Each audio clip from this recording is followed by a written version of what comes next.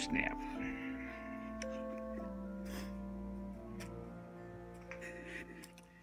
Now I'm getting ready to take that peg out. Yeah. And put that pig back in. Right now what I'm doing is I took the serpentine system that originally was on the small block and I adapted it to fit the big block, and now I'm taking it off the big block, putting it back on this. Well, I'm fixing to take this thing out, and I was going to hook up my motor plate here, and couple of things. This is a really convenient way of lifting an engine out of the engine compartment. You want to lift it and get it on a stand as soon as possible. What you don't want to do is lift it from one of these adapter plates. This is an adapter that adapts well, actually it's supposed to adapt a spread bore carburetor like a quadrajet to a square bore intake manifold, and I'm using it in reverse. It's not optimal, but it works. So anyway, I gotta get that adapter off so I get the motor plate on and start pulling this thing. And a couple hours later, and there you go. Out. I have to figure out how I'm gonna pick this thing up.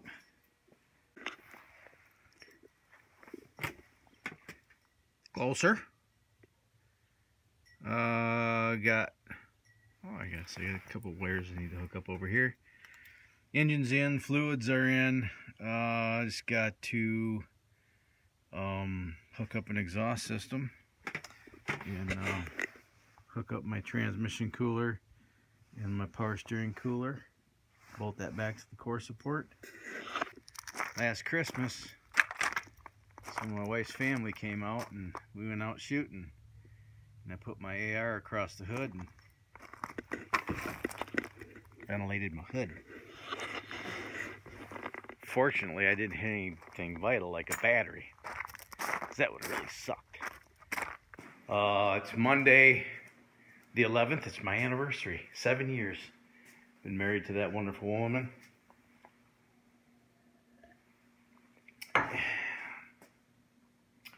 And she's out in Minneapolis. What the hell did I come in here for? Oh, I need some paper towel.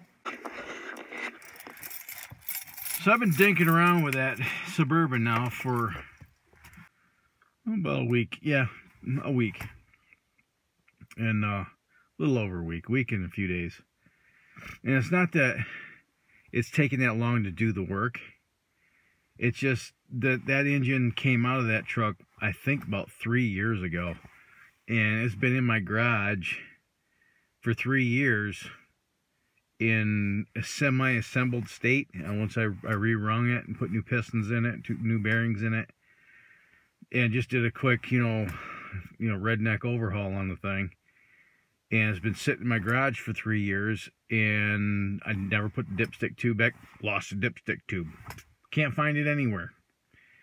Yeah, I'll probably find it when I move stuff out of the garage, and when I move the cab and everything for the pickup truck. When I move that out, I'll probably find it then.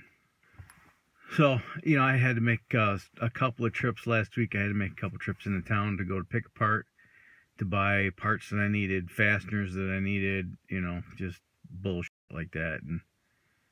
And then I'm thinking I'm going to sell it. I've had it for 5 years, and I'm at a point now where I need to just start throwing money at it, or just get rid of it and get something else. And I think that's what I want to do. I'm not really excited about selling it. I like these old square body Chevys, but damn, this thing is not cheap to drive, and it's just old.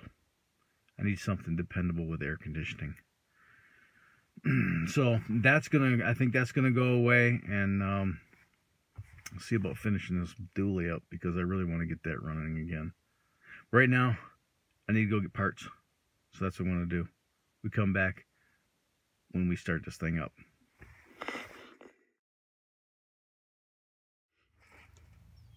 Well, I am perplexed. Let me show you what I've kind of done here, okay? You see that red wire right there? That is the hot wire that goes to the coil. That's the only wire that I modified when I put the BigBlock in here. I cut that wire and put a blade connector on it so I could plug it into the HEI, because that's all you need to run a carbureted engine with an HEI distributor like that. Just one hot wire. All the wiring for the TBI, the connectors that go into the TBI, the connectors that go into all the different sensors for the fuel injection system that tell the ECM what to do, that all got zip tied to the wiring harness up along the firewall. Okay, I took the front clip off and I pulled that bulkhead connector off. This one right here. This side is the engine harness, engine and AC and everything that's under the hood. That goes to the ECM and everything, and powers everything inside the cab of the truck. This is the front headlight harness. This runs the headlights, the horn, the blinkers and all that stuff, and then this is for the rear. Everything that's in the back, the lighting harness in the back. I have turn signals. I have brake lights. I don't have headlights, and I don't have running lights, and I don't have dome lights or any interior lights. I also don't have a fuel pump. When you turn the key on these TBI engines, the ECM tells the fuel pump, prime me, and it primes the system, and then it shuts off. It like primes the fuel system and builds up pressure for about 3 seconds, and then it shuts off, and then you crank the engine, and the fuel pump won't re-engage until oil pressure is achieved. I have oil pressure at the gauge, so I know the sending unit is sending a signal to the gauge, but the fuel pump will not run. Even after I'm making like 40 pounds of freaking oil pressure. There's 2 relays up there in the dashboard, or up on the firewall. The one with the zip tie on it, because the little tab on the back broke that holds it under that little thing there. That's the fuel pump relay. I don't know what that relay is, that second one. Maybe it's the headlight relay? I don't know. On the fuel pump relay, there's a wire. This wire right here. This wire, if you run hot battery power to it, will bypass the relay and the ECM and will fire up the fuel pump, and you'll get the fuel pump. This is a test lead so that you can test the fuel pump, make sure the fuel pump's working. I run that, fuel pump turns on. You can hear it. You can hear the fuel going through the loop here. There's a feed and a return. You can hear the fuel running. When I crank it with battery power on, and I crank the engine, this relay lets out a sound that will scare small children and animals. It's a horrid sound. I'm not even going to attempt to duplicate it, because I don't think the human voice can. But I'll tell you where I'm at right now. I could very easily get this thing running. All I need is an intake manifold, and I have a carburetor sitting right there. I can get a carbureted intake manifold for about 250 bucks for this. And I could run I got an HEI distributor right there in the BigBlock, and I got another one in my trailer. I could hook this up and run it as a carbureted engine, but that doesn't solve my headlight issue. But I could at least get this engine running and break it in. But right now at this point, I am almost ready to say F it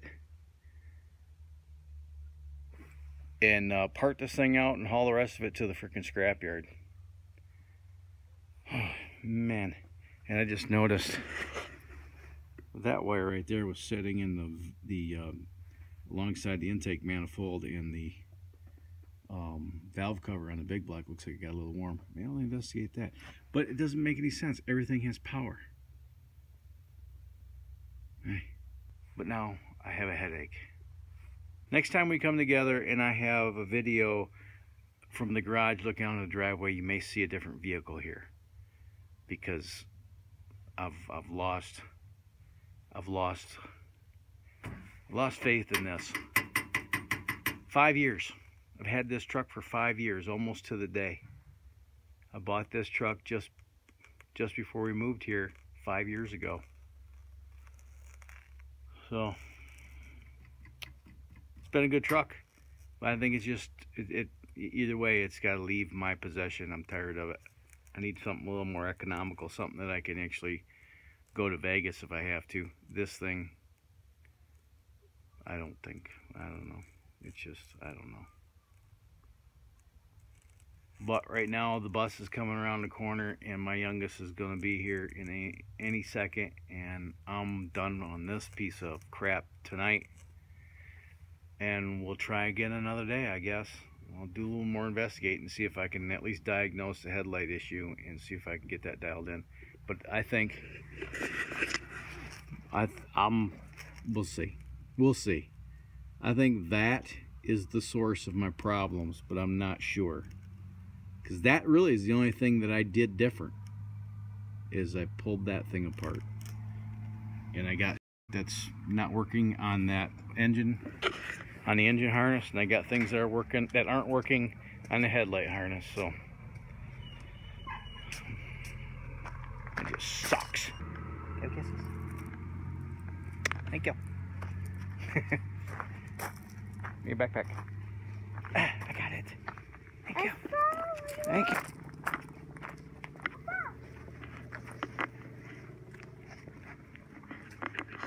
Okay, could be worse. You got any ideas?